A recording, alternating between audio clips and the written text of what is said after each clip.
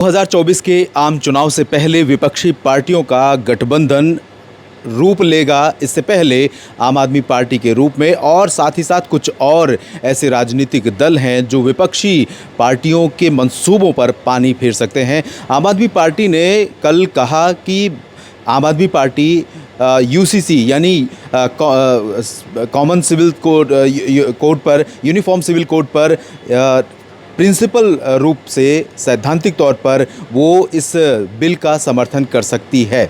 और ये एक बड़ा झटका कहीं ना कहीं उस विपक्षी खेमे के लिए है जिसमें कांग्रेस से लेकर जेडीयू और बाकी विपक्षी दल शामिल हैं और ख़ासतौर पर तृणमूल कांग्रेस इस विपक्षी एकजुटता को लेकर के काफ़ी मुखर रही है। लेकिन इम्पॉर्टेंट बात ये है कि आम आदमी पार्टी के साथ साथ एनसीपी नेता शरद पवार ने भी कुछ मुद्दों पर कहीं ना कहीं विपक्षी दलों से अलग राय रखी है। कुछ मुद्दों पर केंद्र सरकार के साथ खड़े होते हुए नजर आए हैं। ये क्या अमित शाह और नरेंद्र मोदी की भाजपा की रणनीति है कि वो अरविंद केजरीवाल या एनसीपी या फिर केसीआर समेत एआईएडीएमके समेत तमाम विपक्षी दलों को, एनडीए के पार्ट जो नहीं भी हैं, उनको भी कहीं ना कहीं विपक्षी एकजुटता से अलग करने में वो कामयाब हो रहे हैं।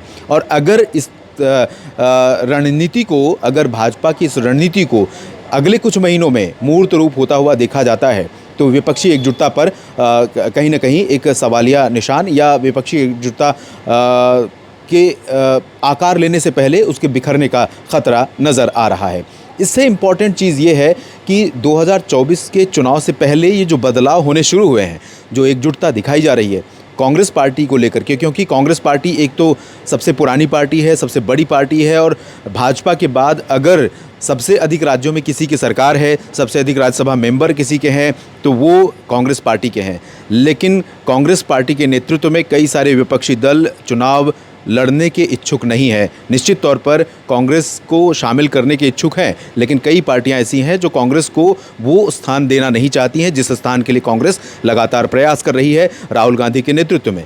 लेकिन ऐसे में सवाल उठता है कि अगर कांग्रेस पार्टी नहीं तो कौन? उसके बाद महत्वाकांक्षी नेताओं की कमी नहीं है। उसकी लिस्ट, उसकी फहरिस्त बहुत लंबी है जिसमें अरविंद केजरीवाल से लेकर के तृणमूल कांग्रेस पार्टी की मुख्यमंत्री ममता बनर्जी पश्चिम बंगाल की, जो कि काफ़ी मुखर हैं, काफ़ी खुलेआम और बहुत ही मुखरता से विरोध करती हैं केंद्र सरकार का, अमित शाह के बयानों का या फिर नरेंद्र मोदी के बयानों पर कटाक्ष करने के मामले में चूकती नहीं है।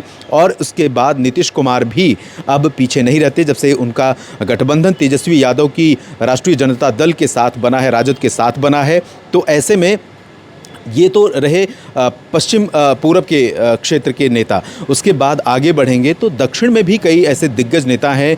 बीजू जनता दल है और पंजाब में शिरोमणि अकाली दल है। तो ऐसे तमाम जो क्षेत्रीय छत्रप हैं वो क्या नरेंद्र मोदी के खिलाफ बन रही या भारतीय जनता पार्टी के खिलाफ 2024 में एक संयुक्त लड़ाई का जो प्रयास चल रहा है, संयुक्त लड़ाई के लिए जो गठबंधन खड़ा हो रहा है, उसके लिए जो छत्रप हैं स्थानीय तौर पर, क्षेत्रीय तौर पर, जो जिनका अपने अपने क्षेत्रों में प्रभुत्व है, उन सभी की अपनी महत्वाकांक्षाएं हैं। तो ऐसे में अरविंद केजरीवाल का मंसूबा पूरा हो पाएगा या नहीं, इस पर उन्हें तो संदेह होगा ही। तो क्या इसी को भांपते हुए अरविंद केजरीवाल की आम आदमी पार्टी ने यह फैसला किया कि कहीं ऐसा न हो कि नरेंद्र मोदी से लड़ाई के चक्कर में वो अपनी भी ज़मीन खोते हुए नजर आए? तो क्या वो एक बार फिर से अपनी रणनीति को बदलते हुए दिखाई दे रहे हैं या अब तक उनके तमाम के जो मंत्री हैं, उन मंत्रियों के जेल में होने के कारण और आम आदमी पार्टी पर ईडी सीबीआई